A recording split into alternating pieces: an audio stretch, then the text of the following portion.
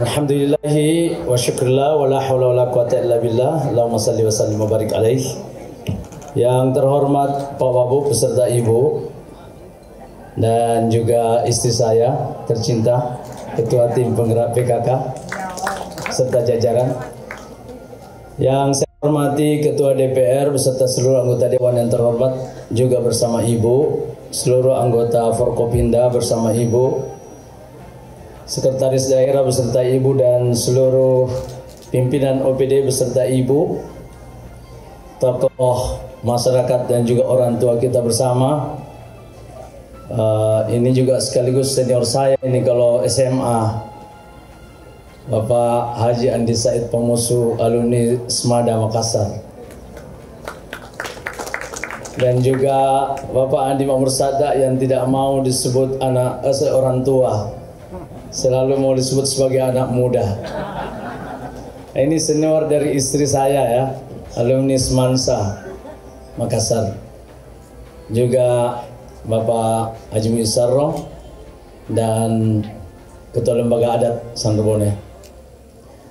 Hadirin sekalian yang tidak bisa sebut satu persatu, mohon maaf, tokoh masyarakat dan hadirin sekalian ya. Alhamdulillah, tadi kita sudah melakukan kegiatan secara maraton dan tibalah saatnya kita ingin menyukseskan Ramatama beserta seluruh komponen masyarakat Takalar. Hadirin sekalian, saya ingin secara singkat menjelaskan beberapa poin penting.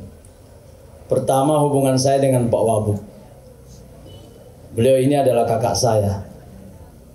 Jadi sebenarnya seandainya apapun yang beliau sampaikan, beliau sarankan, beliau kritikan, saya akan terima dengan lapang dada.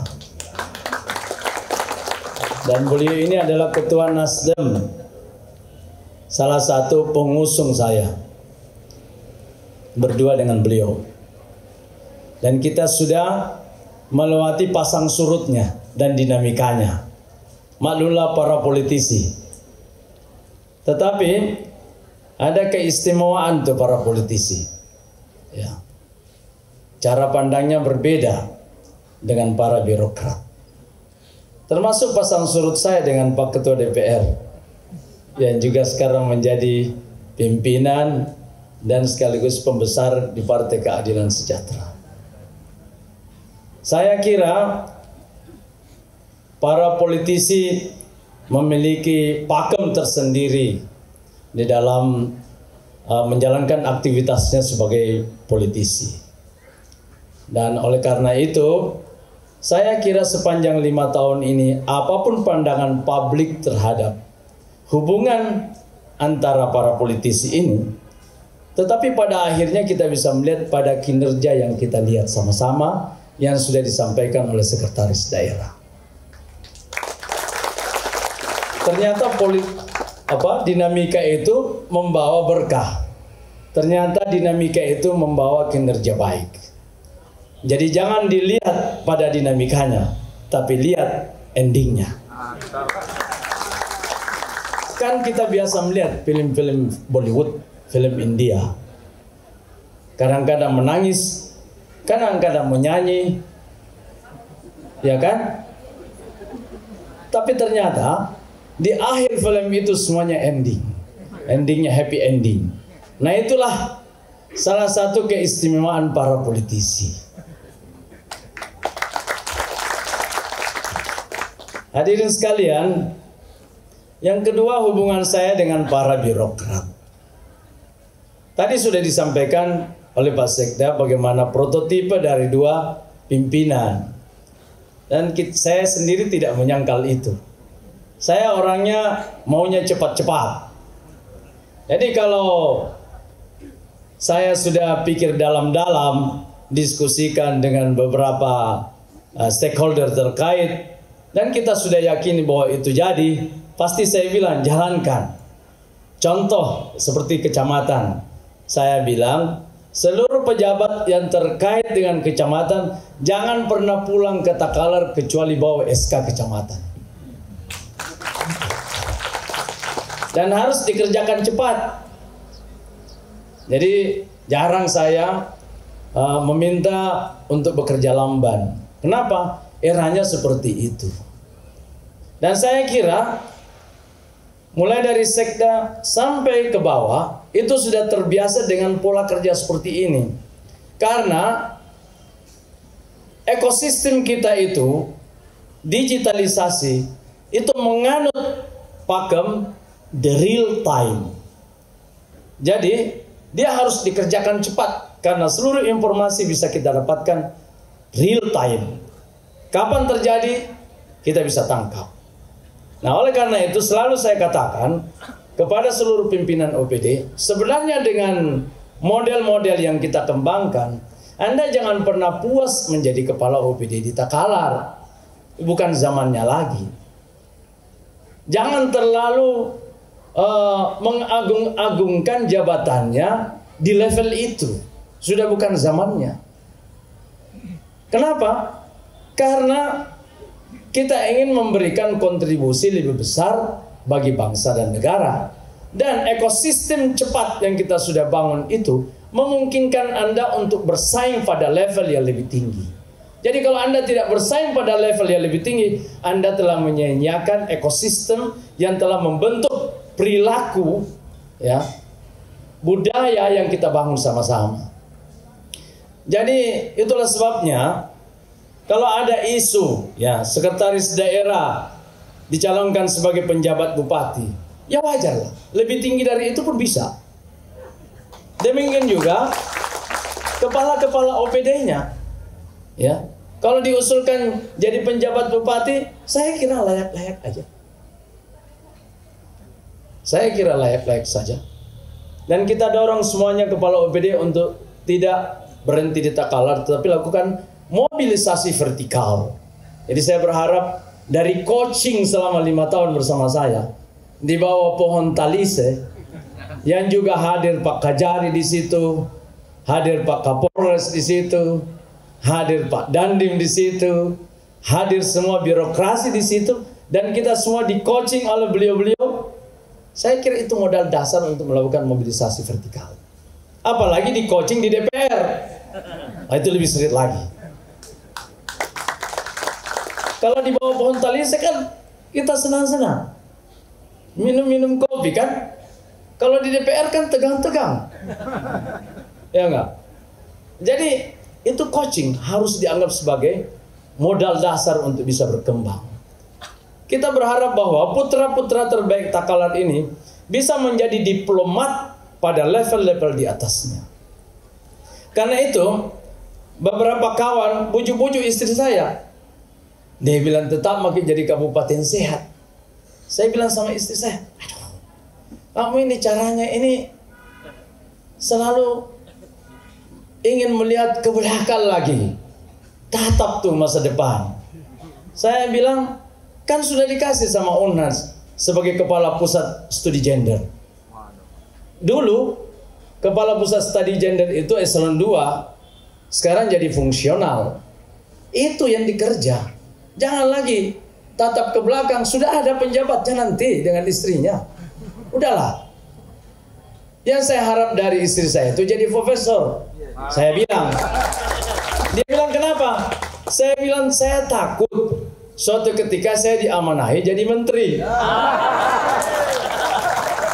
Ini kita saling kompori dalam rumah tangga nih. Kalau saya jadi menteri, saya bilang, ini sudah naik lagi nih levelnya ya. Saya rasa ini setiap hari ini bisa berubah cita-cita saya. Dulu saya bilang saya mau jadi calon anggota DPR RI. Sekarang kita berubah lagi di akhir ini menjadi calon menteri lagi. Persoalan siapa yang lantik nanti kita urus belakangan. Yang penting kita bercita-cita dulu. Jadi saya bilang kalau saya jadi menteri, saya tidak punya waktu untuk membantu supaya jadi profesor.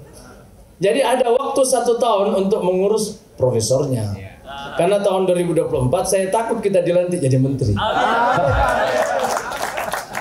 Ya kan boleh kan? Kan boleh kita ketemu Pak Dandim sudah jadi Pangdam. Boleh kita ketemu Mas Gotam sudah jadi Kapolda. Boleh dong kita ketemu Pak Kajari sudah jadi Kajati. terus dan tidak tercapai. Tapi saya bilang begini, kalau ada impian yang tidak tercapai dan kita kecewa, itu sudah bagus. Saya ulang ya, kalau ada impian yang tidak kesampaian, sudah diusul, tapi tidak tercapai dan kita kecewa, itu sudah bagus. Itu menunjukkan bahwa kita punya logika yang baik.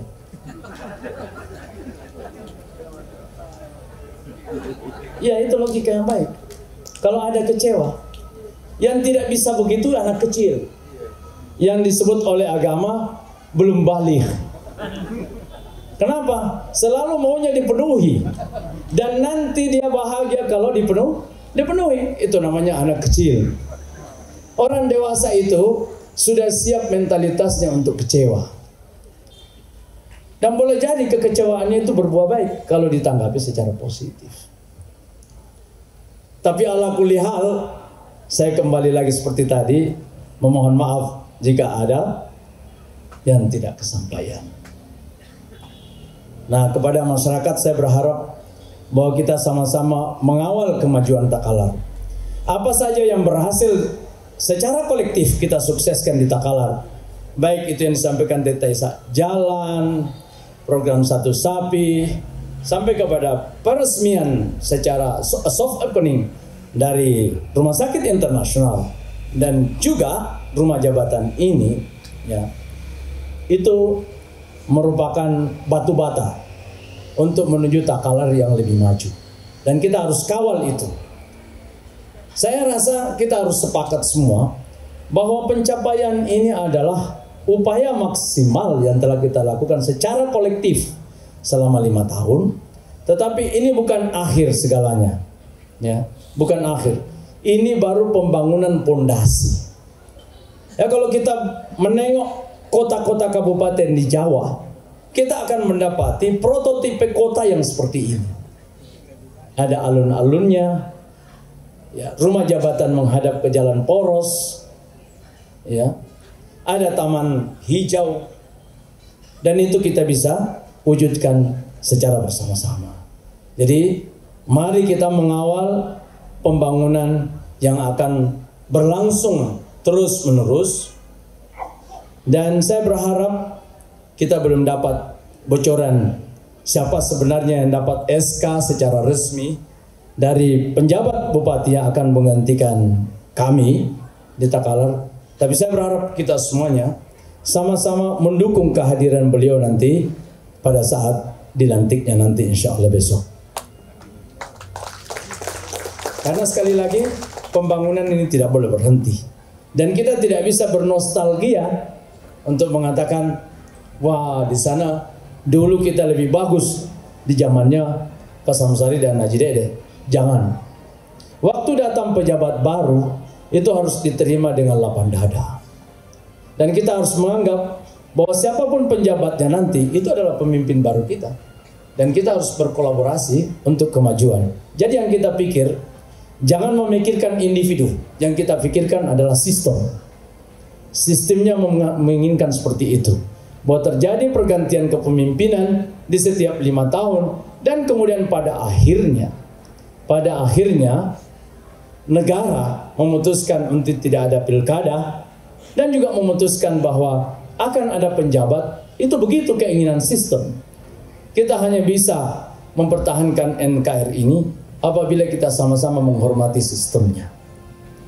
Dan hadirin sekalian, sebagai penutup sekali lagi, kita ini sudah sedih-sedih tadi nih, waktu di PKK.